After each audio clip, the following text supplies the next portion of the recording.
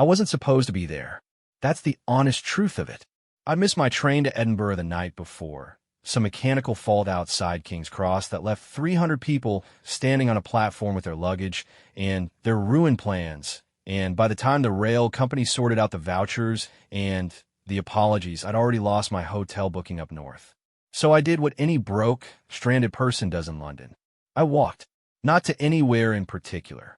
Just walked. The way you do when the city is the only thing that'll have you. It was early April, which in London means the sky can't make up its mind. 1 minute, it's almost gentle, pale gold coming through the gaps in the clouds, and the next it's gray and flat, and you're pulling your collar up wondering why you ever left the hotel lobby. I ended up near the mall around 6:30 in the morning. You know the mall? Even if you don't think you do.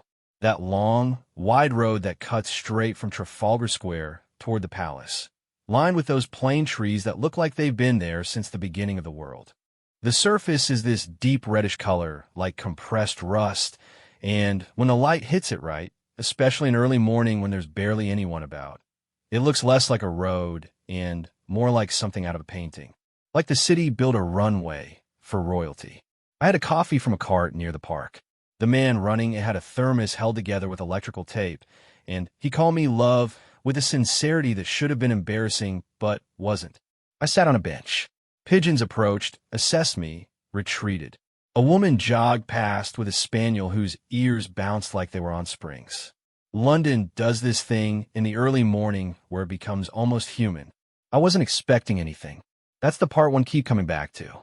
When remarkable things happen, you're almost never positioned for them. You don't dress for them. You haven't rehearsed your reaction. You're just there, half awake, holding a paper cup, trying to remember what day it is. By 7, there were more people. Not the tourist wave that doesn't crest until 9, 10 when the coaches pull up and the selfie sticks come out. These were the early ones. Dog walkers. A few joggers. Some older gentlemen in flat caps who gathered near the Victoria Memorial like they had standing reservations. They had the air of men who had been watching this particular stretch of London for 40 years, who treated royal comings and goings the way fishermen treat tides. Not a spectacle, but as reliable natural fact. One of them, stocky, red face, white hair like a dandelion that had given up, caught my eye. Something happening today? I asked. He tilted his head, not unkindly. Something's always happening, isn't it? Which was not, I realized, a no. I moved closer to the front. There was already a small press cluster forming near the lower end of the mall. Not a full media scrum, nothing like the kind that turns up for coronations or funerals, but enough. 4 or 5 cameras on tripods. A couple of photographers with long lenses crouching on what appeared to be fold-out stools. A woman with a broadcast microphone doing what appeared to be test levels, counting backwards into it under her breath. I asked her what was happening. She gave me the look journalists give civilians. Not unkind, just professionally distant, like I'd wandered into a kitchen mid-service. Then, she said, William and Catherine are saying goodbye to a delegation. Low-key departure. No big announcements. Low-key. I've learned to distrust that word when it's used around royalty. Because what the palace means by low-key and what ends up in your memory are frequently not the same thing. Still, I stayed. My train wasn't until afternoon. I had nowhere to be.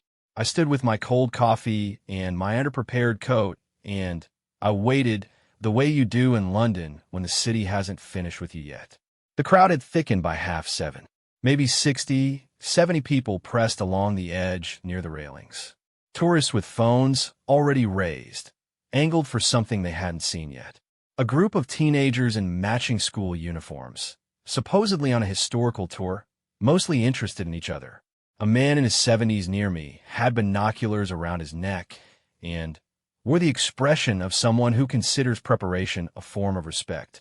The sky had made its decision, gray but generous with it. Soft clouds moving slowly from the west. Not cold enough to be miserable. The kind of light that flattens edges. Makes everything look slightly deliberate. I noticed the police first. Subtle. Just 4 officers who hadn't been there 20 minutes ago, repositioning near the gates with that particular brand of royal protection composure, the kind trained to look like they're not paying attention while paying complete attention. Then a black vehicle eased into position further up. Then another. The man with the binoculars said, without being asked, "There'll be 3 cars. The advance goes first. You watch." He was right. The advance vehicle moved. And then something shifted in the crowd. Not sound, exactly, more like pressure. Everyone leaning forward by the same unconscious 3 inches. Phones rising in a slow wave, like a field of strange flowers turning toward something. The gates opened. Part 2. The embrace. I want to be careful here, because I've read the versions of this story that ran afterward. The ones with the dramatic headlines, the frame-by-frame analysis, the think pieces about what it meant and what it signaled about the monarchy's future. And I understand why those stories get written. That's the grammar of royal coverage. Context, consequence, significance. But that's not what I saw. What I saw was 2 people. And I think that's the part worth telling. They came through the gates on foot, which nobody had expected, or at least I hadn't, and the shuffling recalibration of the photographer's position suggested a few of them hadn't either. The cars were there, but they were walking alongside the delegation, which numbered maybe 12 people, mix of formal dress and diplomatic gray, and there's the kind of energy around the group that you recognize from airports, that specific social pressure of a goodbye that everyone involved is trying to conduct with grace, which is to say, try not to feel too visibly while in company. William was in a dark coat. Kate, Catherine, I remind myself, though in my head she remains Kate, she's always been Kate, was in something the color of winter heather, belted at the waist, her hair pinned up in that way. She does that, looks effortless, and takes considerable effort. They worked the farewell in the way you learn when farewells are your profession. Handshakes with real pressure. Eye contact that meant something. The small inclined head that signals I heard what you said, and it mattered. There's a kind of warmth they've both developed. You can see it more clearly when you're 40 feet away and not watching through a screen that is neither performance nor entirely private. It lives somewhere between the two, which is, I suppose, where they have to live. The delegation was moving toward the vehicles. Handshakes completing. The protocol of departure unwinding in its formal, gentle way. And then, I don't know exactly what caused it. A word, maybe something said at the right angle of hearing, or nothing that can be pointed at, just one of those moments where something in the air changes and 2 people feel it at the same time. William turned to Catherine. She was already looking at him. This is the part that's hard to render in the grammar of a news story, which is probably why the photographs tell it better, and why the photographs still don't fully tell it. Because what happened next was not a performance. I'm certain of that in the way you can only be certain of things you witness at close distance with nothing at stake for yourself. He reached out first, his hand on her arm, not her shoulder, her arm, just above the elbow, this very specific gesture that reads as steadying as "Here's, I've got you." And she leaned in, not fell, leaned. There's a difference.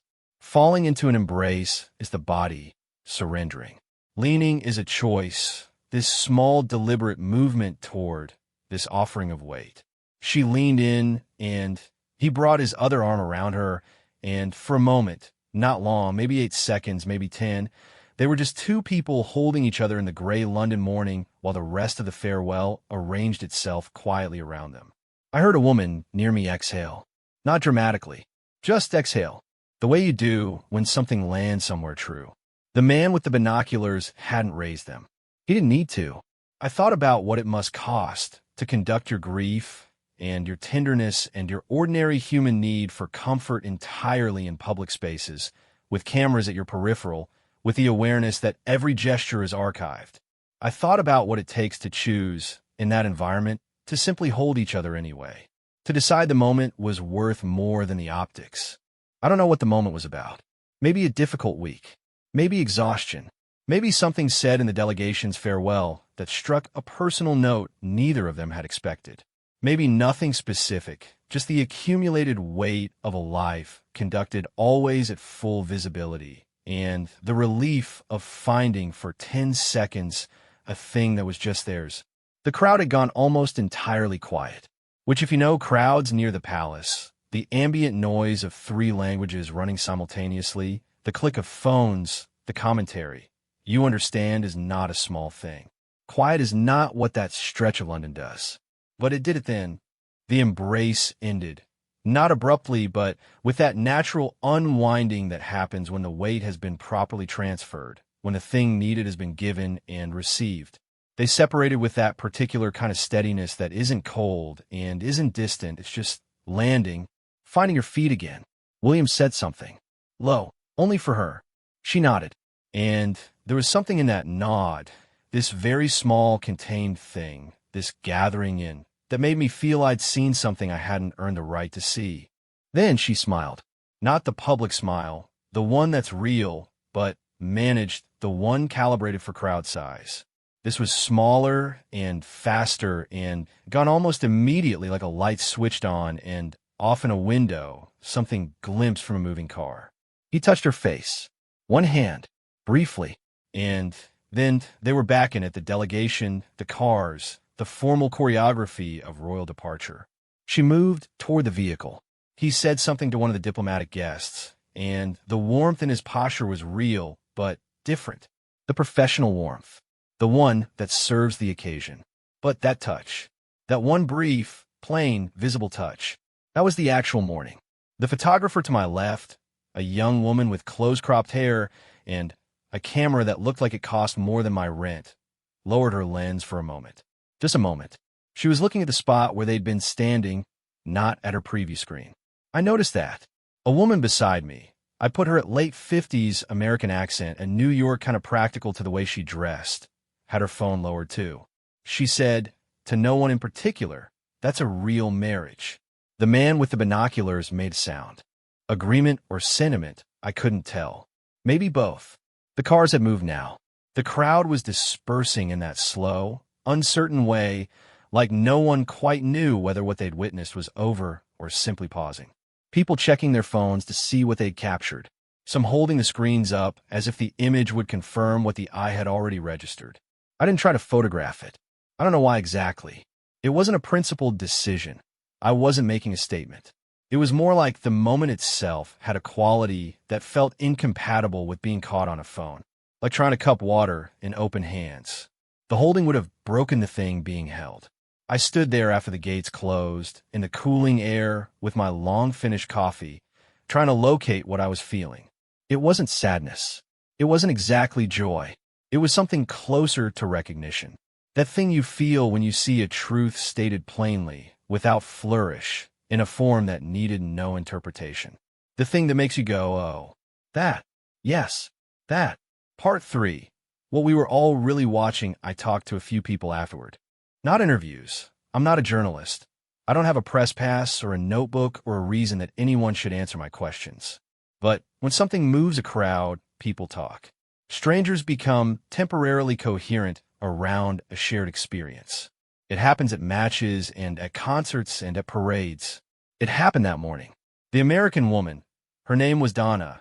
She told me when I asked, from Westchester, there with her daughter who was somewhere behind us buying a postcard. Said she'd been to London 4 times and seen various royal things, and nothing had felt like that.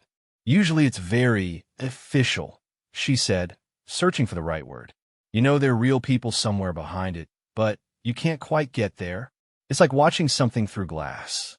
She paused. That felt like the glass went away for a second. The glass went away for a second. I thought that was about the most precise description I'd heard all morning. Her daughter found her then. 20s, same eyes, a postcard of the palace in a plastic sleeve, and said, "What did I miss?" Donna looked at me. I looked at Donna. "Nothing," she said. "Everything. I don't know. I've thought about it since. Why it moved people.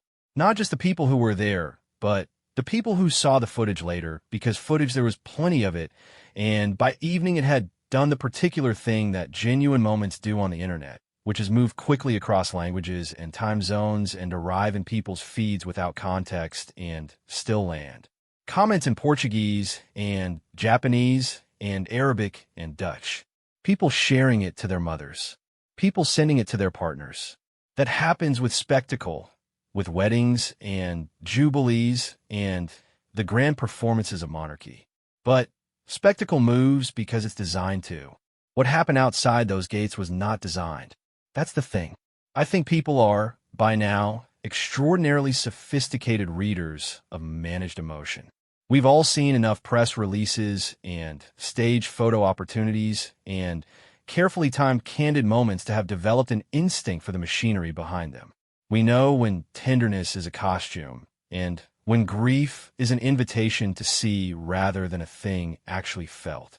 And I think what caught me, standing there with my cold paper cup and my stranded Tuesday, was the absence of that machinery, the absence of the angle. It was just two people who needed a moment, taking the moment in public, in full awareness of being in public, because the need was more important than the context. There is something almost radical about that when you think about it, in lives as observed as theirs. I watched some of the coverage later, in my rebooked hotel room, scrolling through it on my phone, eating a sandwich I'd bought from place around the corner. The headlines were working hard, the way headlines do. Words like emotional and heartfelt and moves hearts worldwide. The frame-by-frame close-ups of the embrace. The royal commentators contextualizing it within this diplomatic visit and that international relationship and the other ongoing conversation about the monarchy's place in contemporary Britain. All of that is true, I suppose, in the way that context is always true and always insufficient. What I kept going back to was the woman next to me. The exhale, not a sob, not a gasp. An exhale, the body releasing something without drama or announcement. I kept going back to the photographer lowering her camera. I kept going back to the man with the binoculars who never raised them. My mother called that evening. She lives in Galway. She's 71. She watches more royal coverage than she'd comfortably admit to. She'd seen the clip. "Were you near it?" she said. She always sounds like she's accusing me of being in the wrong place. "I was there," I said. Silence. "Well," she said, which is my mother's complete emotional vocabulary on occasions that matter. "Well," I agreed. She asked if they looked well, in person. I said yes. She asked if it looked real. I said, and here's the thing. Here's what I couldn't quite say to her with the right precision. Because real is such a reduced word for what I'd seen. Real is a low bar. The pigeons in the park were real. The electrical tape thermos was real. What I'd seen was something more than real. I'd seen two people inside one of the most surveilled and scrutinized lives in the world choose each other plainly, briefly, without apology, in front of a crowd and a bank of cameras and a Tuesday morning that had asked nothing of anyone. And the extraordinary thing, the thing that had those 60-odd strangers going quiet, was how ordinary it looked. That's the paradox of it. The most extraordinary thing about that embrace was that it looked like something any two people might do. That it contained no royal grammar, no ceremonial distance. Just the basic and absolute human thing. Finding someone in a difficult place and holding on. I got my train north eventually. 3 days later than planned, Edinburgh in the rain, which is frankly how Edinburgh should be experienced. But I kept thinking about that morning. The mall in the thin April light. The pigeons and the binoculars and the exhale of a stranger. The way the crowd had gone quiet without agreeing to. I've been trying to figure out what it is that makes a moment like that travel. Why it crosses the languages and the algorithms and arrives in the phone of someone in Sao Paulo or Seoul who has no particular investment in the British monarchy and makes them stop scrolling. I think it's this. I think we are all, in our different ways, extraordinarily tired of watching people perform connection, of seeing intimacy staged and emotion packaged and tenderness calibrated for maximum resonance with the target audience. We live in a time that has industrialized authenticity, that has turned the appearance of realness into one of the most valuable and carefully manufactured commodities available. And we know it. We know in our bones. We've become so fluent in the syntax of performed feeling that genuine feeling has become almost shocking. And then two people stand in a gray London morning and hold each other because they need to, and the glass goes away, and 60 strangers exhale, and a photographer puts down her camera, and the man with the binoculars doesn't raise them, because some things you just have to watch with your own eyes, not through a lens, not through a screen, not through the grammar of headlines and context and significance. Just there, present, watching, Because once in a while, in a life full of managed spectacle, something happens that is exactly what it looks like. And you want to receive it the way it was given. Simply, without mediation, without anything between you and the thing itself. I don't know William and Catherine. I have no claim on what I witnessed, no inside knowledge, no particular authority. I'm just someone who missed a train, who found themselves on the right road at the right hour, with a cold coffee and an empty Tuesday, when two people decided that a moment between them was worth more than the optics of the moment. And I thought someone should say it plainly. Not the version with the context and the significance, just the plain version.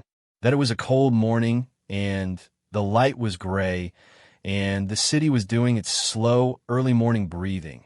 And two people held each other for 10 seconds in full view of 60 strangers. And the strangers were grateful. And the strangers were quiet. And none of us were ready to move yet when it was over. That's all. That's the whole story.